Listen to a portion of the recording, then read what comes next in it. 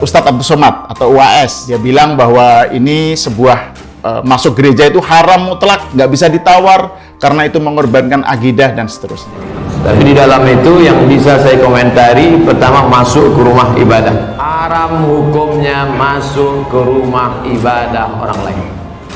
Haram. Tahun 2002 sebenarnya A'agim itu juga pernah melakukan ceramah di dalam gereja di Sulawesi Tenggara ya, di Sulteng, gereja terbesar saat itu tahun 2002, dan nggak ada keramaian apa-apa, nggak ada yang mempersoalkan.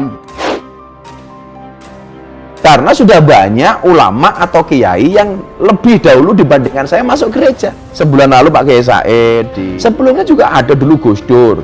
Saya juga pernah membaca ada dulu A'agim. Orang-orang yang luar biasa menurut saya, dan nggak ribut.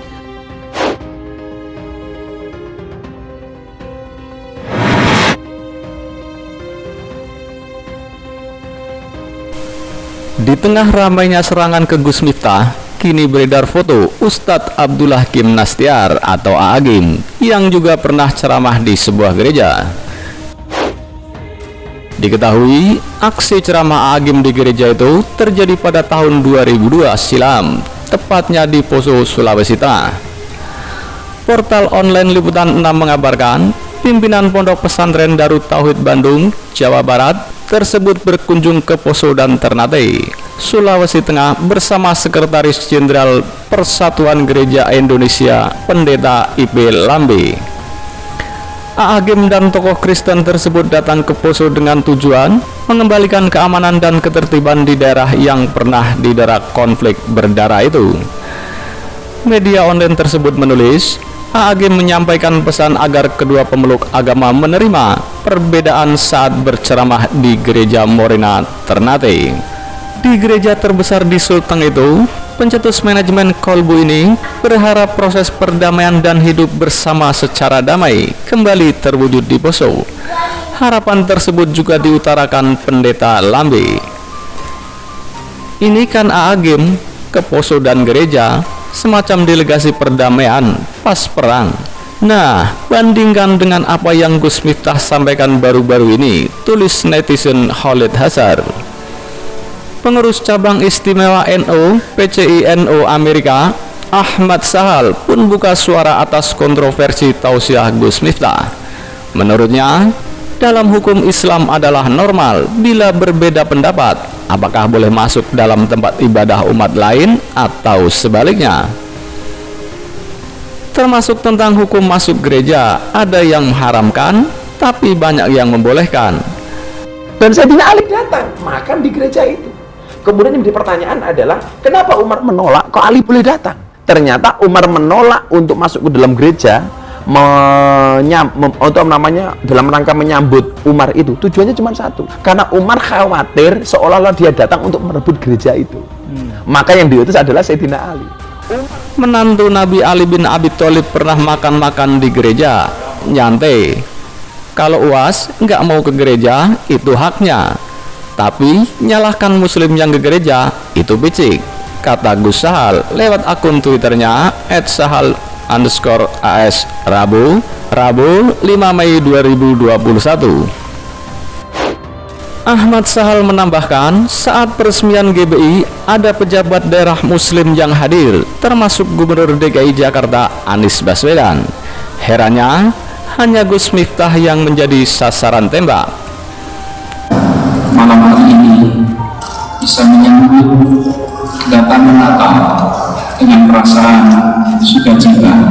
Semoga ini menjadi penanda bahwa Tuhan memberkati kita semua. Gus Miftah berceramah di gereja, diajak Anies yang juga kasih sambutan di gereja yang sama. Tahun 2002, A'agim yang juga pernah kasih ceramah di gereja.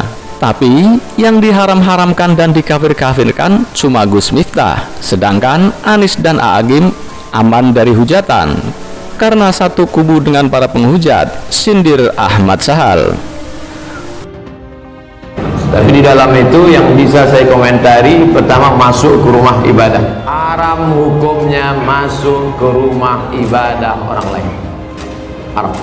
Sekarang banyak yang tak bisa membedakan kebablasan, tak bisa membedakan mana toleransi, mana telur asin. Harus bisa dibedakan.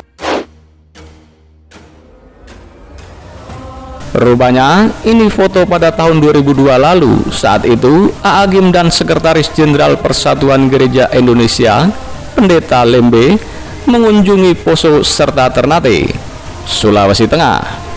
Kedatangan dua tokoh agama ini ditujukan untuk mengembalikan keamanan dan ketertiban di daerah konflik tersebut. Dengan hebohnya peristiwa tersebut, Gus Miftah pun lantas memberikan klarifikasi dengan penjelasan bahwa dirinya hanya melakukan orasi kebangsaan. Acara yang diberikan kepada saya pun judulnya Orasi Kebangsaan dalam rangka peresmian GBI, bukan dalam rangka peribadatan. Dicatat, dalam rangka peresmian, bukan dalam rangka peribadatan. Gus Miftah belak-belakan usai dirinya viral beberapa hari belakangan ini.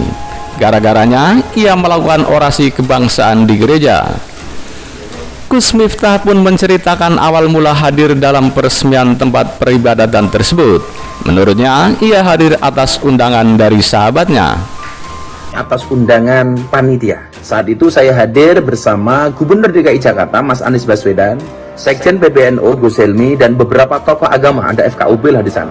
Dan itu atas undangan mereka. Atas undangan seorang teman, Pendeta Muda Johan Sunarto mengundang melalui Sekjen NU Gus Helmi Faisal.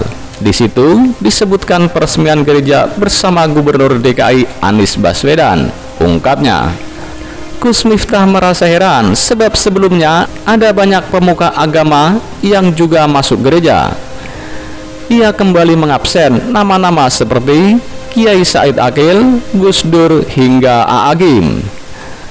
Kenapa Gus Miftah jadi ribut? Ada pro, ada kontra. Padahal kita nggak punya misi apapun selain kebinekaan, ungkapnya.